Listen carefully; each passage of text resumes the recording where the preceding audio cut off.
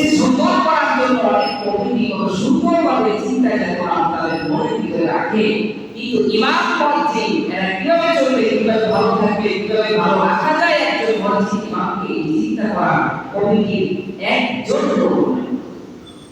এটাই বাস্তব। আমি বিভিন্ন কথা বললাম, আমি ওনার সাথে একমত। হ্যাঁ, সকল মসজিদে মসজিদ কমিটিকে বলা হয় এটা করবো এটা করবো, আপনারা কি করবেন, সহযোগিতা করবেন কি করবেন না বলে না।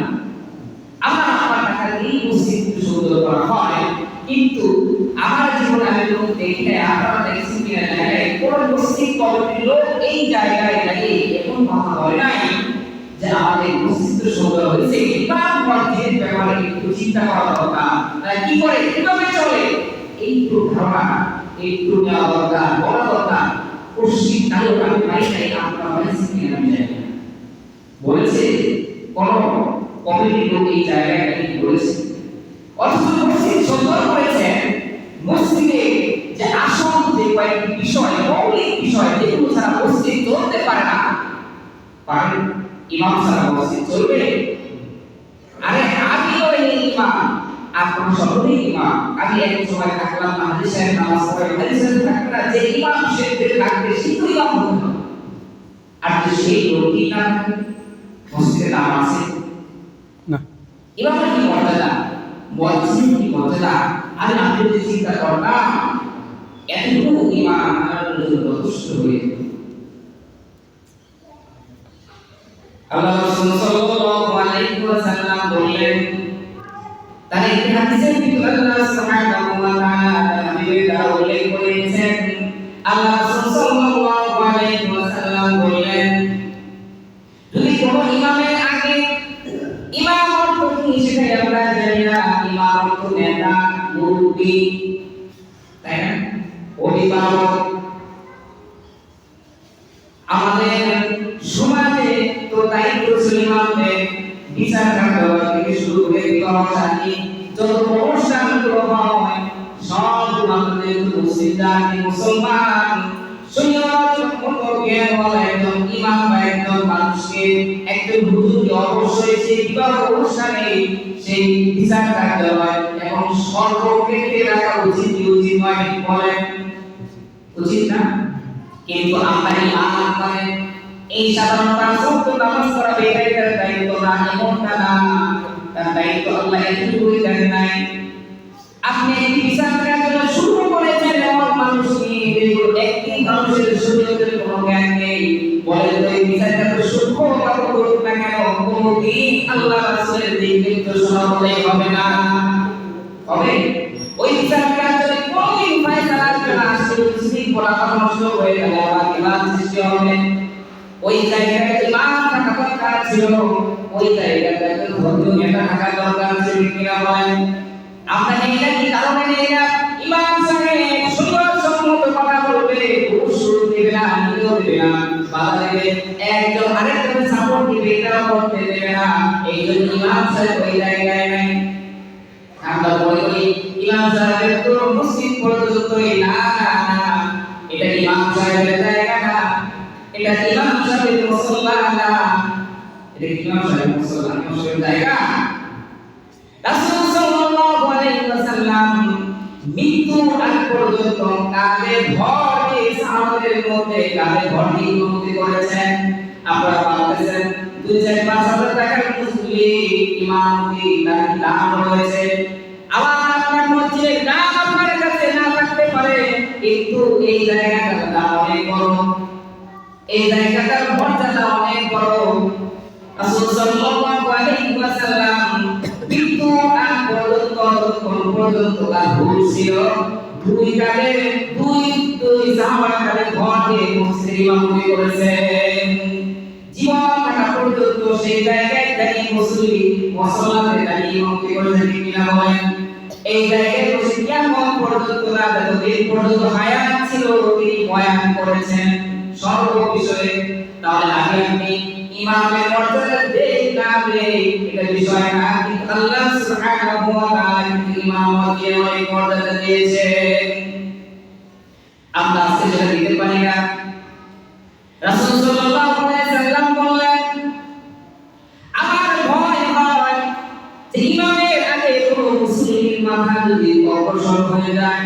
চালিয়ে যায়, মাথা উত্তোলন করে ফেলে। আমার ভয় হয় ওই মুসলিমের চেহারা কোনো হয় দালাল মতো হয়ে যাবে। তাহলে কত বড় ইমামের পাওয়া একটু চিন্তা করেন।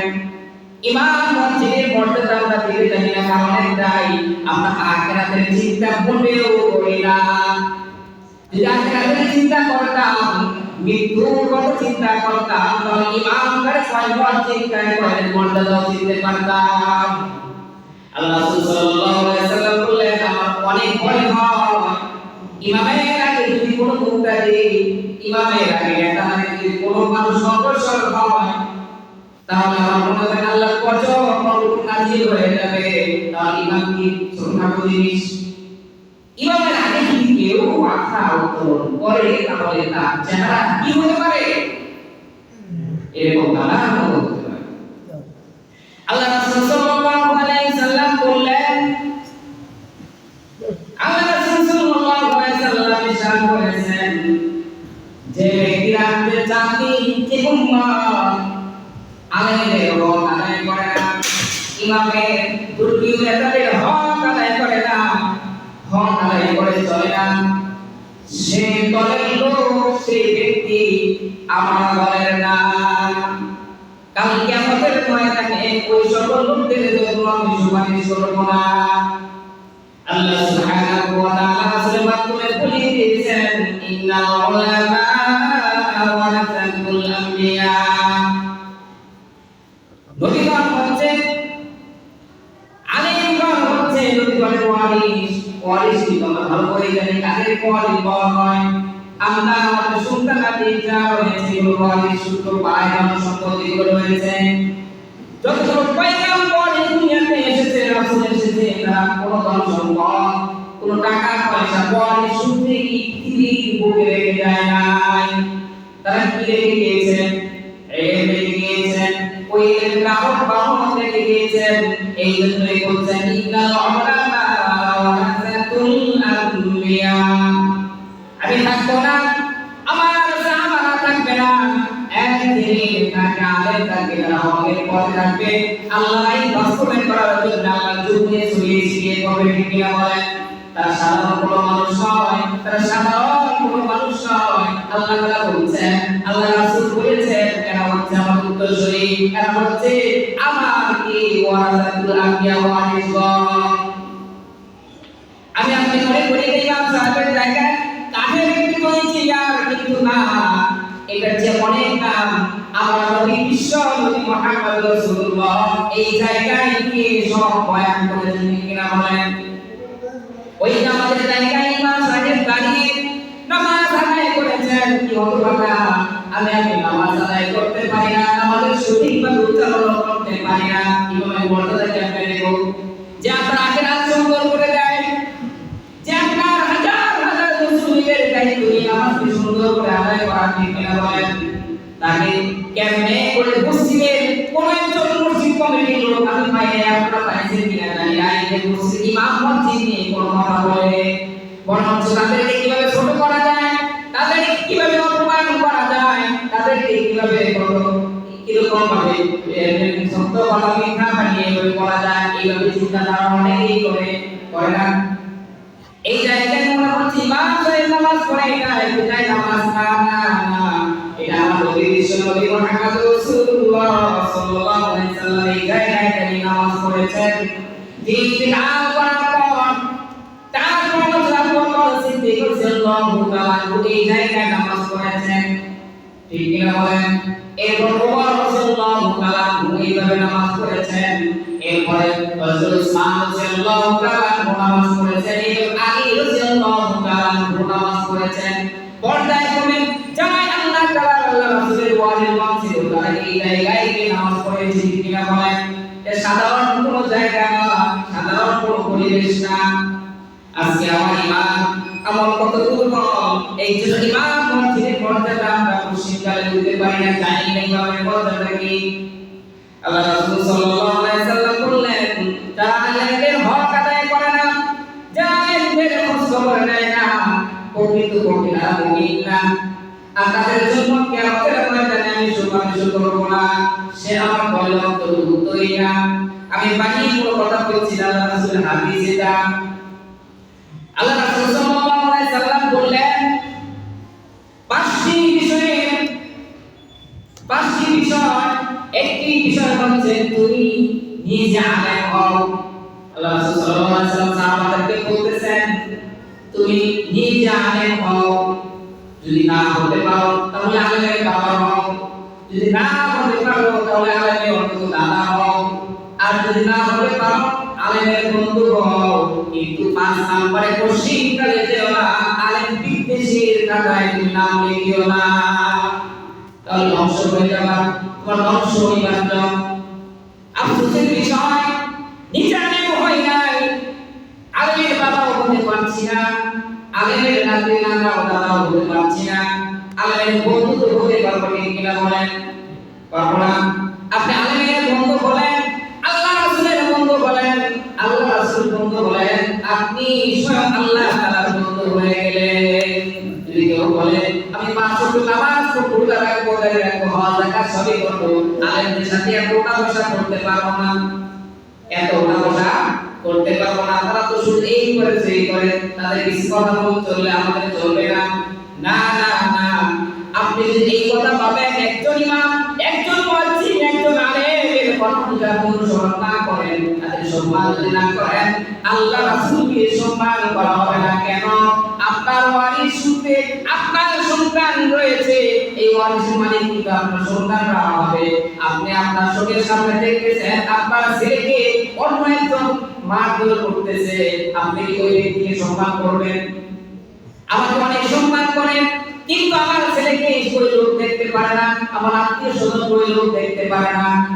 আমার সামনে আমার ছেলেকে অপমান করে, আমার সামনে আত্মীয় স্বজনকে অপমান করে, এরকম লোক আছে কি নাই বলেন? অনেকেই রয়েছে। এবার বলুন তো, আমাকে সম্মান করলে কি আমি খুশি হব নাকি? খুশি কালে না, মনে মনে হয়তো এটাই বলবো, আমার সাথে খারাপ ব্যবহার করলে আমি কিছু বলতাম না, কিন্তু আমার ছেলে, আমার আত্মীয় স্বজন, আমার পিতা মাতার সাথে কেমনে খারাপ আচরণ করি, প্রতিশোধ নেবে না? এবার ইন্নামাল উলামা ওয়ারাসাতুল আমবিয়া, আলেমগণ হচ্ছে নবীগণের ওয়ারিস। এবার আলেমদের সাথে মহব্বত নেই, তাদের সাথে উঠা-বসা নেই, তাদের ভালো মন্দের কোনো খোঁজ খবর আমি আপনি রাখি না, এইভাবে বলেন তো আল্লাহ রাসূলকে ভালোবাসা হবে? পশ্চিম কালেও না। আল্লাহ রাসূল বলেছেন আমার ওয়ারিসগণ হচ্ছে আলেম উলামা। আমার ওয়ারিস কি? আলেম উলামা। তাদের সাথে খারাপ আচরণ, তাদের সাথে তাচ্ছিল্য করা, তাদের অপমান করা, তাদেরকে উপযুক্ত যা কিছু রয়েছে না দেওয়াই হচ্ছে তাদের সাথে খারাপ আচরণ করা, ঠিক কিনা বলেন? এইবার আল্লাহ রাসূল যদি মন খারাপ করেন, বলেন তো আল্লাহ রাসূলের মন খারাপ যদি থাকে আল্লাহ খুশি হবেন? খুশি হবেন না। খুশি হওয়ার মতো কাজ এটা হবে না। এই জন্য আল্লাহ রাসূল সাল্লাল্লাহু আলাইহি সাল্লাম বলেছেন 5 নম্বরের কাতারে পশ্চিম কালেও নাম লিখিও না। তুমি আলেম ভালোবাসো না, ঠিক আছে, তুমি তোমার দিকে চলো, কিন্তু আলেম বিদ্বেষী হয়ো না, আলেমের বিরোধিতা করো না। আলেম কিভাবে ভালো চলবে, কিভাবে ভালো থাকবে, তাদের এই পরামর্শ কিভাবে দেওয়া যায়, এই চিন্তা আপনার মনের ভিতরে রাখতে হবে। আল্লাহ রাসূল সাল্লাল্লাহু আলাইহি সাল্লাম একটি বিষয়ে সাহাবাদেরকে এইভাবে কি করতেন, দাওয়াত দিতেন। এই হাদিসটি আল্লাহ রাসূল সাল্লাল্লাহু আলাইহি সাল্লাম সাহাবাদেরকে মুখস্থ করিয়ে ফেলতেন। এত বড় জটিল একটা হাদিস, যে 4 শ্রেণীর মানুষ আল্লাহ তাআলা এই দুনিয়াতে প্রেরণ করেছেন। কয় শ্রেণীর মানুষ? যতগুলো মানুষ হয়েছে 4 শ্রেণীর বিভক্ত মানুষ আল্লাহ তাআলা রাসূলের হাদিসের মাধ্যমে বলে দিয়েছেন।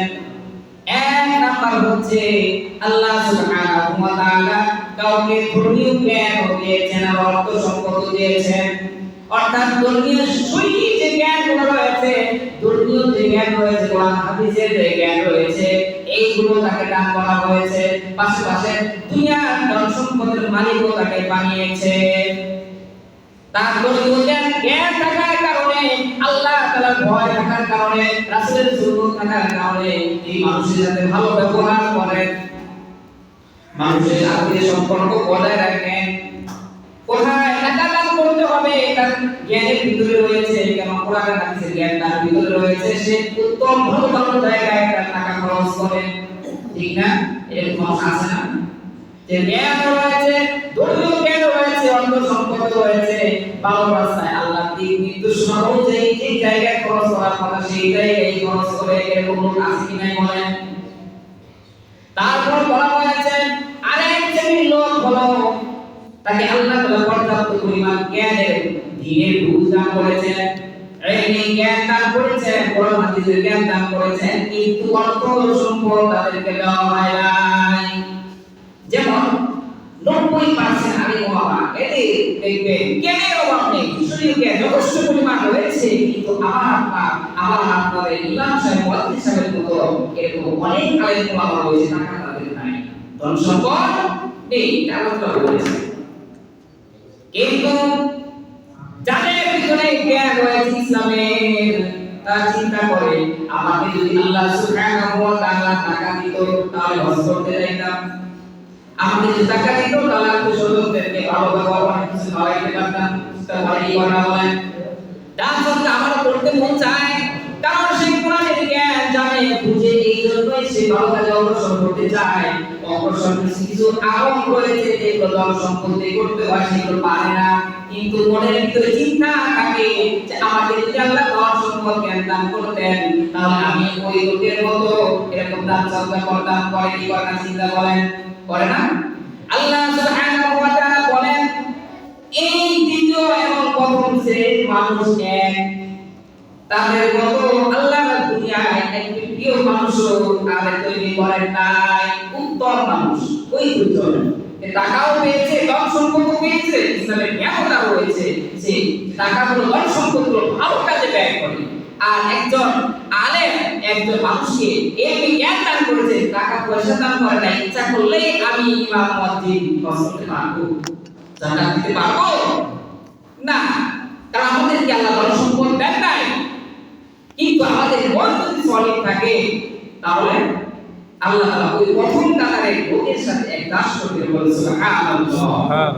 আর একজন লোক রয়েছে ধন সম্পদ দিয়েছে কিন্তু শরীয়তের জ্ঞান দেন নাই, ধন সম্পদ দিয়েছে কিন্তু কি দেন নাই, প্রচুর ধন সম্পদের মালিক আল্লাহ আপনি হয়েছে, এক শ্রেণীর লোক কিন্তু ইসলামের জ্ঞানের কোনো দেন নাই, চেষ্টাও করেন নাই, জ্ঞান অর্জন করেন নাই। সেটা ধন সম্পদ কিভাবে খেলার মধ্যে বাজি করা যাবে, কিভাবে কত আকামের জন্য টাকা দেওয়া যাবে, এইভাবে চাঁদাবাজি করা যাবে, এই চিন্তায় তার মনের ভিতরে থাকে। শয়তান ওয়াসওয়াসা কেন দেয়, তার দ্বীনের শরীয়তের জ্ঞান তার মধ্যে নাই, আলেম ওলামার সাথে পরামর্শ করে না, তার টাকা কোথায় সে ব্যয় করবে, তাই না? এরকম যে লোক আছে না, ধন সম্পদ অনেক রয়েছে, দেখবেন ওর টাকা ভালো রাস্তায় যায় না, ওই বাজির ক্ষেত্রে যায়, চাঁদাবাজির ক্ষেত্রে যায়, বিভিন্ন অসৎ কাজ করে, তাদেরকে লালন পালন করার জন্য তার টাকা ব্যয় করে, এরকম আছে না? এক শ্রেণীর লোক আমি স্বীকার করলেই কি না করলেই কি আল্লাহ বলেছেন এই কথা।